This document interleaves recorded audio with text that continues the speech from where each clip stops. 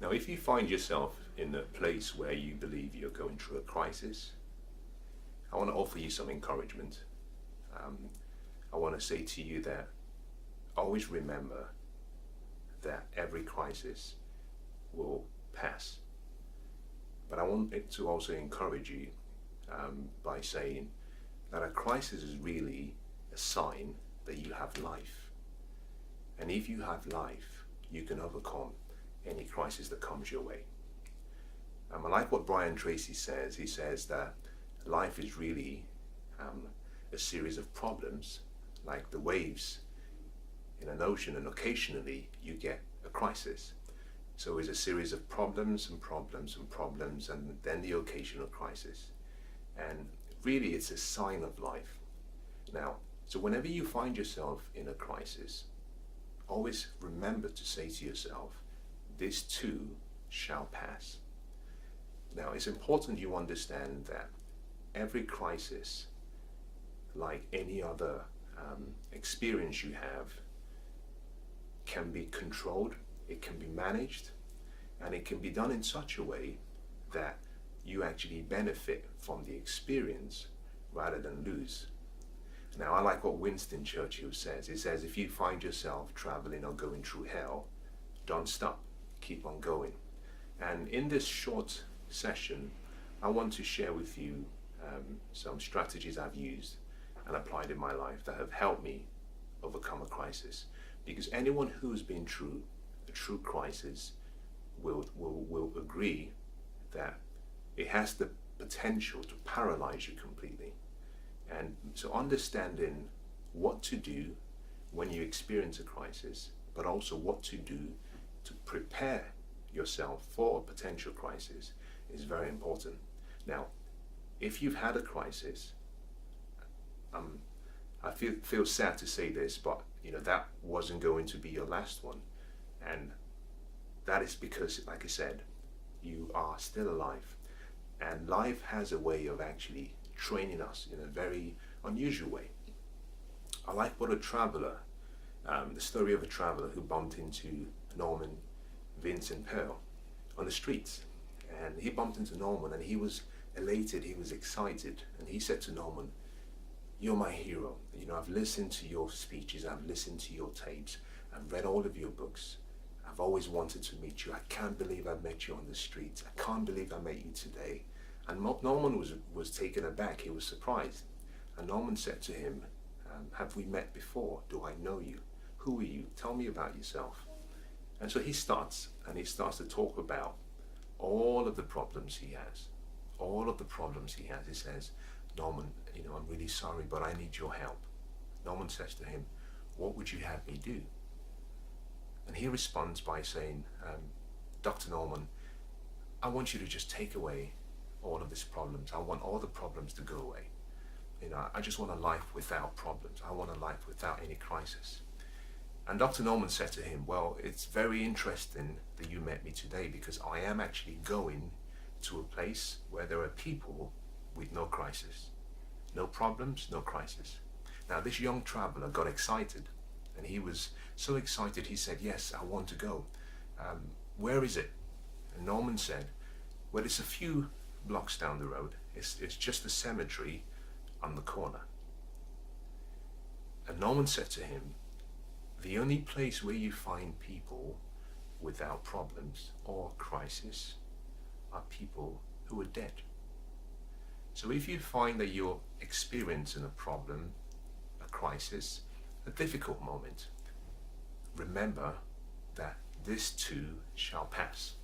So what I want to give you really is two really important things. The first is really to help you become aware of what to do in a crisis. And the second is to give you strategies to get you out of your crisis. Now, like the quote from Winston, if you find yourself going through hell, keep on going. But you want to go at a faster pace, at a faster rate. You want to get out as quickly as you can. Now, before we get into the awareness part of it and then the strategies, there's something you should understand. I've come to the realization, and it is my possibly my conclusion, that every problem and every crisis you experience has within itself a seed of an opportunity. That a crisis or a problem comes as a package deal. You never get just a crisis. You never get just a problem. You always get a package deal. Now, in that package deal, there is always, for one crisis or one problem, there is always between 2 and 4 potential learning experiences or opportunities. You know, the Asianic word for crisis is really 2 words: danger and opportunity. So whenever you find yourself in a crisis or in a problem, always remind yourself that there is a hidden opportunity. There is something hidden that you can learn from. And if you learn from the experience, in most cases, you will look back and say to yourself, I didn't enjoy the experience, but it was one of the most important learning experiences I've had in my life. Now let's get right into it. The first thing you want to do in terms of becoming aware of your crisis is you must get hold of your attitude. You must take control of your attitude. I love what William James says. He says, the greatest discovery of my generation is that human beings can change their life by changing their attitudes. Your attitude is the most important, I would say, weapon you have in a crisis or when you're going through a problem. So the first thing you want to do is get control of your attitude. Now, how do you do this? Decide. Make a decision that you will act and you will respond in a way that not only shows you courageously, graciously, with control, but most importantly, you will act like the person you admire. So always see yourself from a third person's point of view. You know, when you go through a crisis, step out of yourself and look back and say, who do I admire? And how would they have responded to what I'm going through? Now, this is where you have to have a lot of heroes. You have to have people you look up to.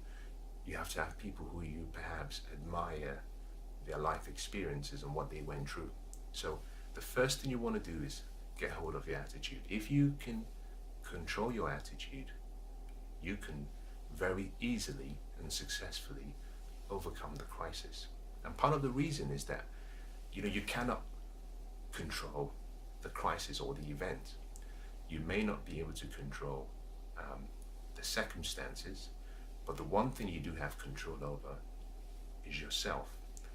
And you control yourself first by controlling your attitude. You must actually have a positive mental attitude. Now, once you've gotten hold of your attitude, the next thing you want to do is write it down.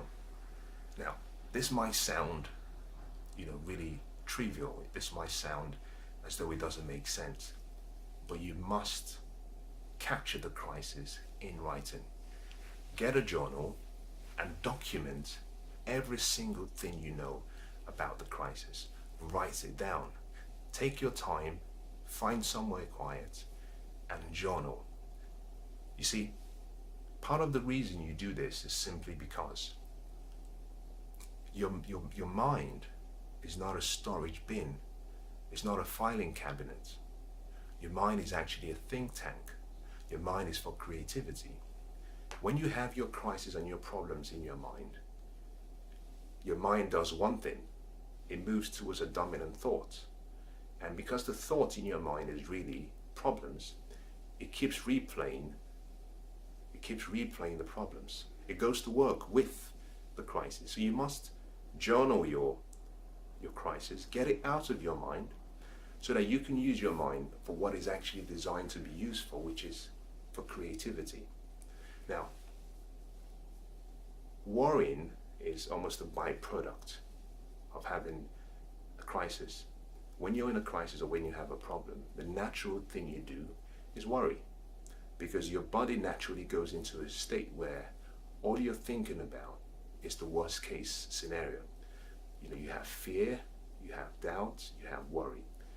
And each of those emotions and feelings are the wrong use of the imagination. Now, part of the reason you want to get the crisis out of your mind and in writing is because your mind cannot serve two masters. Your mind is really there for imagination, creativity.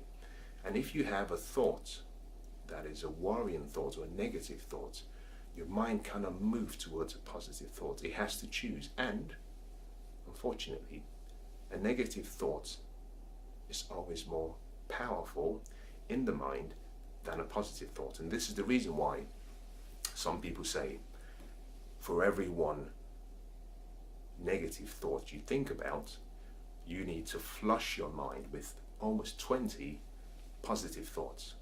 And the reason is because the way your mind is designed and your brain is designed is your brain is designed to move towards what it believes is dominance. Now let me explain this. Your brain is really designed not to give you pleasure. Your brain is really designed to prevent you from experiencing pain. So everything you do, and everything you will do in life will come down to two reasons. One, you're either avoiding pain or you're pursuing pleasure. Now, because the brain is designed to protect you, not to make you feel good, it means automatically the brain defaults back to an emotion, a feeling that it believes is on the negative to protect you. And worrying is a negative feeling. So, number one, get hold of your attitude. Number two, write your crisis down. Get it down on paper. Now, once you've got it down on paper, you're ready for the next one, which is number three. Now, the third thing you have to do is, on a separate piece of paper, or perhaps if you have space on the same sheet of paper, make a list of all the possible fears, problems, facts. I want you to exaggerate. I want you to overestimate on the negative. I'll say that again. I want you to overestimate on the negative and write down all the possible things that could go wrong, all the possible worst case scenarios. Write it down, capture everything, get it in writing. Part of the reason you're doing this is simply because you're trying to get it into a crystallized form, and it's tangible, it's on paper, so that your mind stops to play around and come up with all the potential non-existent possibilities. Now, it's interesting. I find the mind really fascinating. The mind really has, in my opinion, the mind really has a number of functions, but there are three dominant functions that the mind has. The first is actually that the mind is like a resizing mechanism, that if you give the mind an idea, it can blow the idea into something really big, or it can take the same idea and it can shrink it to something really small. So your mind is really used for resizing all of your experiences. And this is the reason why, perhaps, if you have ever experienced this, you would understand, is you may have gone through a difficult, or what you may have perceived to have been a challenging or a difficult experience, and you shared that with someone you cared about, and they said to you, well, I think you're blowing this out of proportion. You see, what they're really saying is that your mind has resized this. On the other hand, you may have gone through perhaps maybe a setback or something happened in your day, and you decided, I'm not going to let this bother me. I'm just going to be the bigger man. I'm going to be the bigger woman. What your mind has done in that instance is actually shrunk the experience, so it doesn't feel as powerful as it should, or as it did when it happened originally. The second is then your mind is used for, it holds on to information. It's like a memory bank, so it holds on to your past experiences. And the third is really that your mind is used for, to imagine, is for your imagination to create things in the future, that it can dream about things that are far away and help you see yourself as who you should be and who you really are on the